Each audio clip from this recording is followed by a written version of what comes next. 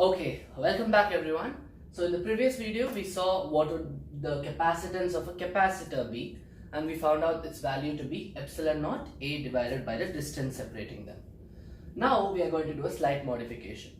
It is found out by experiments that the value of capacitance, the ability to store charges, is much higher when you have a insulating substance in between, a dielectric in between the plates.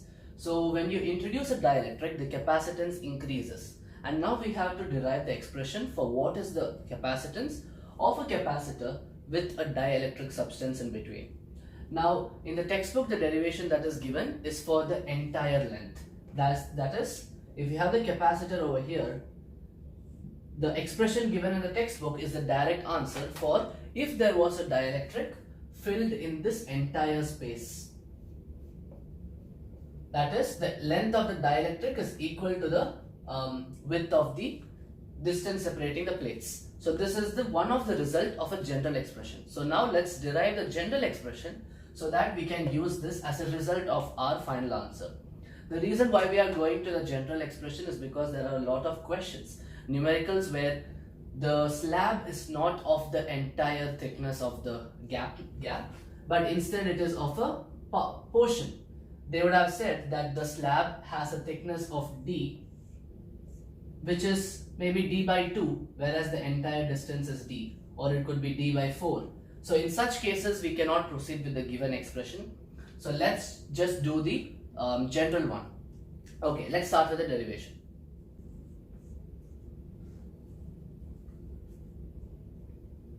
Okay, so these two are the plates of the conductor. Do not get confused with this line. It is for marking the area of the plates.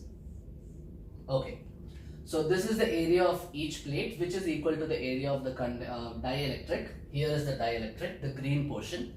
The dielectric has a thickness of t. That means the remaining area has to be d minus t. So this is just like the previous case. Free space, empty. The entire length is d.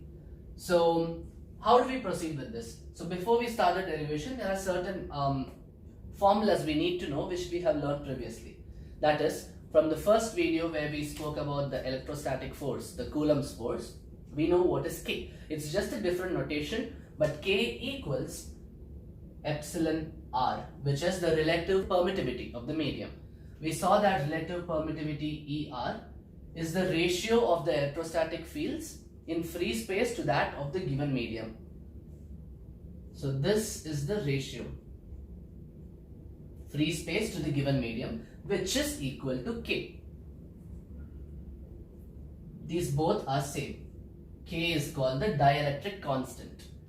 K is called the dielectric constant. Okay, so now we know again only one formula, that is capacitance equals charge by potential. But how do we know what is the total potential over here? It's not one surface. In the previous case we knew the electric field formula directly from electric field between two plane sheets, and we multiplied with distance to get potential, and we are done with the answer. But in this case we have two regions, both of different material.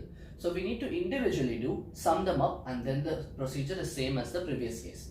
So let's see how to do. We'll do it step by step. Step 1 to find electric field, step 2 convert to potential, and step 3 substitute, same as the last video. So let's start. This is step 1.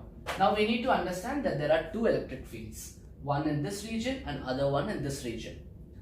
So let's do it in the general way and not using the dielectric constant. I'll show you both the ways in which it can be done. So let's call the electric field in this region to be E1 and the electric field in this region to be E2. So we need to find net electric field between these two plates. So electric field equals E1 plus E2. So how do we do this now? Electric field is sigma by epsilon naught, which is what we did in the previous video. And now let's see how this is going to change for this place. So E2 is as it is, which is sigma by epsilon naught. But E1 is not epsilon naught. It is not free space. It's not permittivity of free space, but it is the permittivity of that given medium. So I'm going to write it as sigma by epsilon. It's not a free space. And we just saw the relationship that epsilon r equals k, which we know, and we know what is epsilon r, which is electric field in free space to electric field in that given medium. And further substitution, which is one more relationship of ER which we had, was epsilon by epsilon naught, and this is the relation we need. So how did we get this? If you substitute the value of electric field, which is 1 by 4 pi epsilon naught q by r square, and epsilon for this one, all the other terms would cancel out except epsilon by epsilon naught. So you can get this by substituting the values of normal electric fields. So this relationship is what we require, which is k equals, we are trying to get rid, we don't need epsilon r because we are doing this entirely in terms of k. It's more convenient in the capacitance chapter. So we have k equals epsilon by epsilon naught. This is the relationship we need to substitute it over here, and this is the only difference. So how do we substitute? Sigma divided by epsilon equals k epsilon naught plus sigma by epsilon naught. Every other terms are same. Now the net electric field as the sum of these two, but now I'm not going to add them, and you'll see why. So I'm still going to call this as E1 plus E2, where now we know that E1 equals to this and E2 equals this. I'll write it clearly, I'll write it over here. E1 we found out equals sigma by k epsilon naught, and E2 we found out sigma by epsilon naught. Now why are we not adding them directly? In the previous case we just added them, we just found the net electric field multiplied by distance and we got it. Now the reason why we cannot add them is because the distances are not same. We cannot add them. If you added them, with what distance would you multiply to find the potential? We need to find the potential of the entire length, and we can't multiply the sum of these two with d, because this one has a separate distance and this one has a separate distance. So what we have to do is, so we have these two, and let me go to step 2 and you will understand. So here all that we did was find E1 and E2 basically, and you keep them as it is. Now let's go to step 2. Okay, so if we know the entire potential difference across this region, we can find out the capacitance, because capacitance is Q by V. We can substitute for V. But what is the difference? What is the total potential difference, and not only across this region? So let's call the potential difference in this region V1 and potential difference over here V2. So what's the relationship between V1 and E1? V1 equals E1 times the distance, which is t, and V2 equals E2 times the distance d minus t. This distance is only that matters, not the entire distance, d minus t. So now we have to add them and you get the total potential difference. So total potential difference V equals V1 plus V2 equals E1t plus E2 into d minus t. And this is exactly why we did not add the E1 and E2 to find net electric field, because it's not the net electric field that is actually important, but it is the net potential difference, because that is what we are going to directly substitute in the capacitance formula. So we have E1, we have E2, and this is exactly what we wanted. Now we substitute E1 and substitute E2 to find the net potential. Let's do. E1 is sigma t by k epsilon naught, and E2 is sigma by epsilon naught into d minus t. I'll erase off the bottom part, we do not require it anymore after substituting. So now we have to just simplify, and our answer is almost ready. I'm going to change sigma in terms of Q by A as we did in the last video. Sigma is surface charge density, which is total charge divided by total area. So Q T by K epsilon naught A. Q by A in place of sigma, and similarly Q by epsilon naught A into d minus t. We have to add them. So now I'll erase off the diagram because we do not need it anymore. Now it's just simplification. Okay.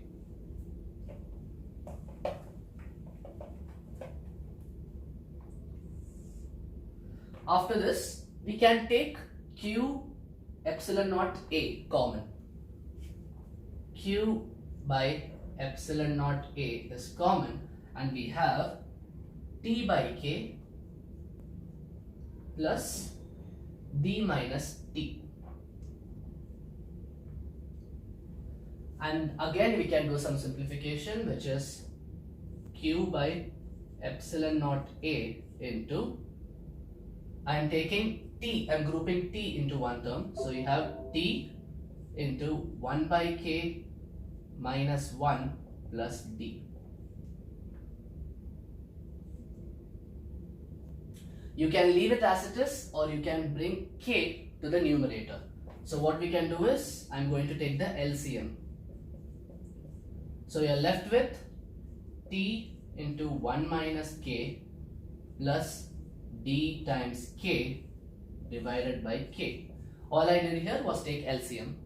So we have this as our final result.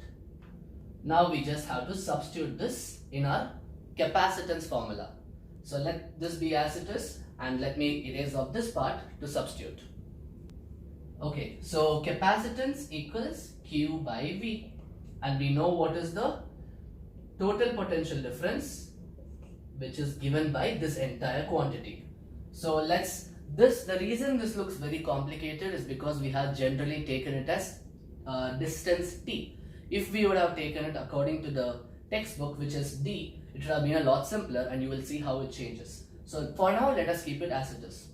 So potential difference is Q by epsilon naught A, Q divided by Q by epsilon naught A into T into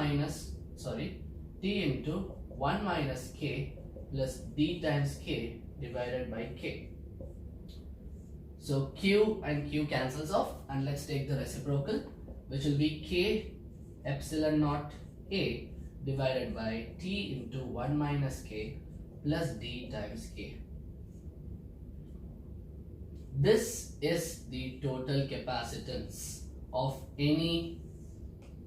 This is the most general expression you can have for a capacitor with a fixed area. So this is one type of derivation. The same generalization can be made to another type of derivation, in which the dielectric does not have the same area but different areas. Like for example, I'll erase this off. This is the total potential. If you want, you can note it down. Okay. So in this case, what we did was, we assumed that the dielectric was of the same area. That is, it could be like this, it could be thinner, it could be like this, but the difference is that it is entire area. The area of the dielectric equals the area of the capacitor. So this expression can be satisfied only for this assumption.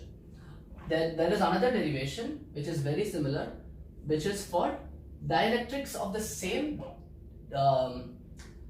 gap but different area, like this.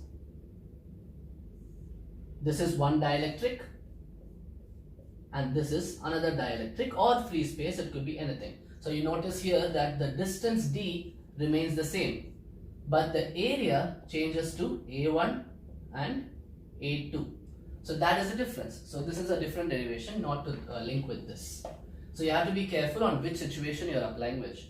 So this is a capacitance. Now let us check if this matches with the textbook's answer, where they have assumed that the entire length gap of the dielectric capacitor is filled with the dielectric. So the assumption over here is that according to our notations, T equals D.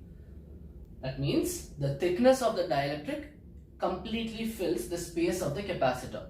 This is the case that is taken in the textbook. So let's substitute T equals D in this equation and check if it is satisfies. So we have T place, we are going to put D. So capacitance equals K epsilon naught A divided by, in place of T, let's place D. So you get D into 1 minus K plus D times K. So now on opening this bracket, you get d minus d times k. K epsilon naught A divided by d minus d times k plus d times k. And this is the final answer given in the textbook. That is K epsilon naught A divided by D.